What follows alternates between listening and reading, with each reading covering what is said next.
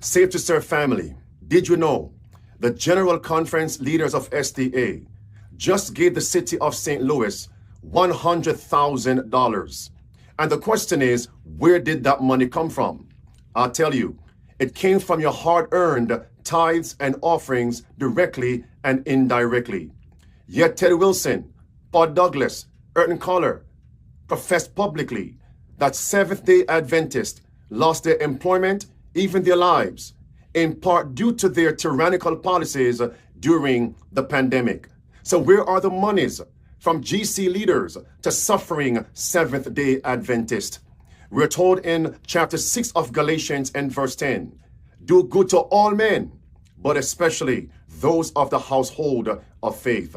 Did you know that same city, St. Louis, received $171 million? Google it. So why would the SDA leaders give St. Louis $100,000?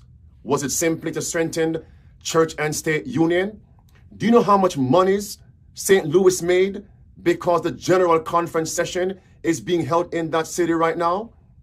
And Ganun Diop is on record stating the General Conference leaders sided with the state and not with SDAs during the pandemic. And now they're doing the very same thing, taking monies from SDA and giving it to the state, the city, and yet no monies for suffering Seventh-day Adventists.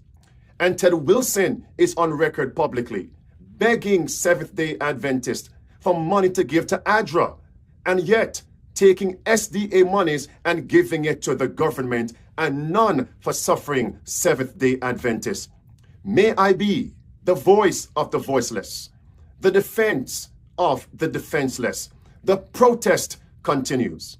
Watch the video. Comment below. Your Honor, Mayor Kara Spencer, when we heard the terrible news of the May 16 tornado that damaged the city of St. Louis, our hearts were heavy and burdened with pain and the suffering experienced by so many thousands of residents in your city.